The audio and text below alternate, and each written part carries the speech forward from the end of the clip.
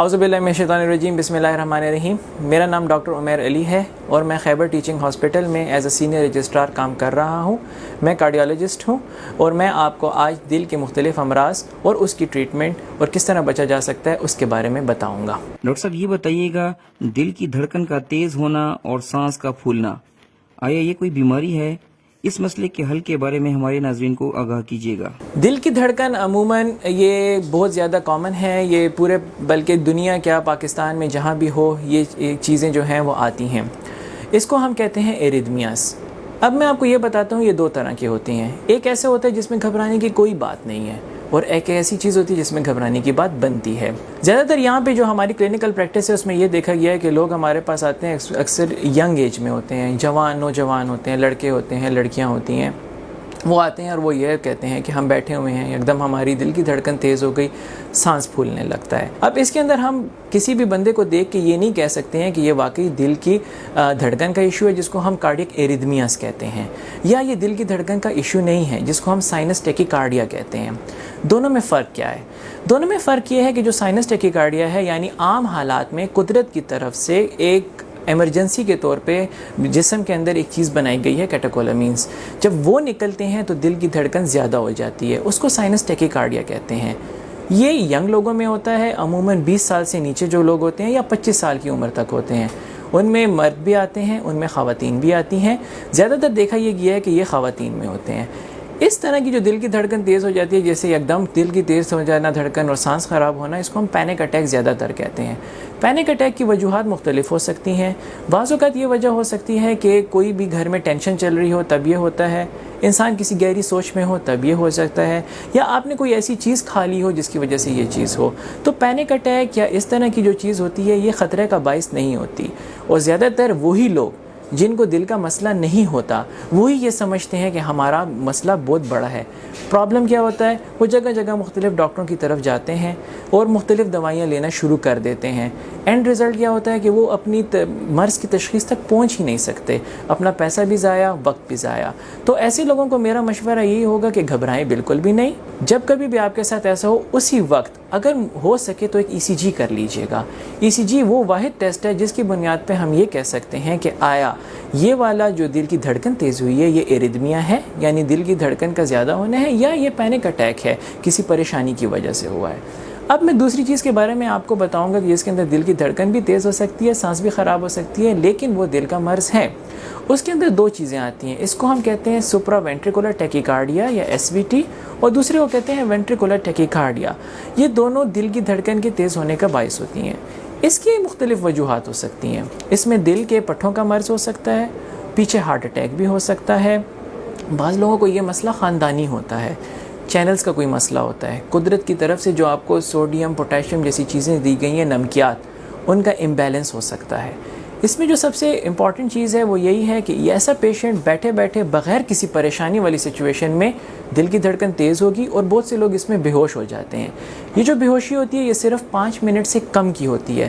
انسان بے ہوش ہوگا، رنگ اس کا نیلا ہوگا، اور اس کے بعد خود ہی جو ہے یہ اٹھ کے بیٹھ جائے گا۔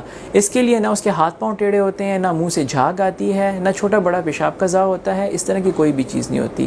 ہم اس کو کہتے ہیں کہ یہ دل کی دھڑکن کی وجہ سے ہوا ہے۔ اکثر لوگوں میں دیکھا گیا ہے کہ جب ان کے آپ خاندان کے بارے میں پوچھیں تو خاندان میں کوئی نہ کوئی ینگ ایج میں ڈیتھ ایسی ہوئی ہوگی جب بندے فٹ بال کھیل رہا ہوگا، کرکٹ کھیل رہا ہوگا، فون رنگ ہوگی اس وقت ہو گیا ہوگا، الارم ہوا ہوگا اس وقت ہو گیا ہوگا، یا تیراکی کر رہا ہوگا، سوئمنگ کر رہا ہوگا، اس وقت ڈیتھ ہو گئی ہوگی ڈوبنے کی وجہ سے۔ تو جب کبھی بھی کسی کے خاندان میں یہ چیزیں ہوں اور اس کی دل کی دھڑکن زیادہ ہو، سانس میں سانس بھی پھول جائے، تو میرا مشورہ یہی ہوگا کہ آپ فوراً اپنے ڈاکٹر سے ملیے اور ECG کروائیے۔ اگر ECG میں تشخیص نہیں ہوتی تو پھر ایک اور ٹیسٹ ہوتا ہے جس کو کہتے ہیں ہولٹر مانیٹر۔ ہولٹر مانیٹر ہوتا ہے 24 سے 48 گھنٹوں کے لیے لگا دیا جاتا ہے، اب اپنا کام بالکل آرام سے کرتے ہیں، لیکن اس کے اندر یہ ہمیں پتہ چل جاتا ہے کہ یہ جو دل کی دھڑکن زیادہ ہوئی ہے کیا یہ دل کے مرض کی وجہ سے ہوئی ہے یا یہ عام حالات کی وجہ سے ہوئی ہے۔ دونوں کی ٹریٹمنٹ بھی مختلف ہے۔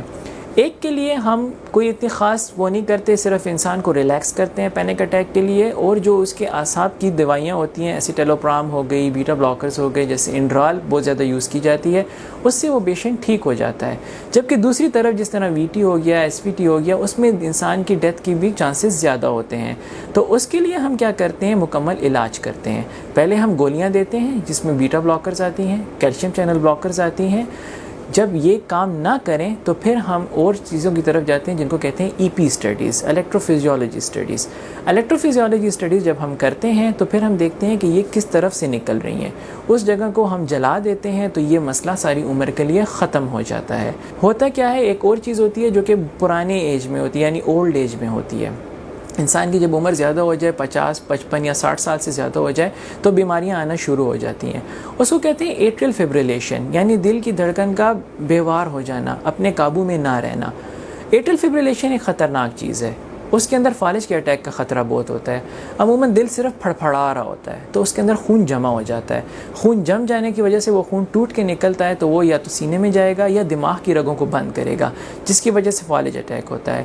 اس کا علاج ضروری ہے. دل کی دھڑکن کو ہم نے کنٹرول کرنا ہے، اور اگر یہ پہلی بار ہو اور انسان 48 گھنٹوں کے اندر اندر ہسپتال پہنچ جائے تو اس کو ہم مکمل علاج کے طور پہ نارمل بھی کر سکتے ہیں. لہٰذا دل کی دھڑکن تیز ہو جائے، سانس خراب ہو جائے، سب سے پہلے آپ کو ای سی جی کرنی ہے. ای سی جی پہ آپ کی تشخیص ہو جائے گی اور پھر اس تشخیص کے مطابق ہم پہ مختلف علاج کریں گے، جیسا کہ میں آپ لوگوں کو بتا چکا ہوں. سب سے پہلے تو میں پینک اٹیک کی طرف آؤں گا، یعنی ایسا کہ دل کی دھڑکن تیز ہو جاتی ہے لیکن دل کا کوئی مرض نہیں ہے. ایسے لوگوں کو اپنے آپ کو پرسکون رکھنا چاہیے.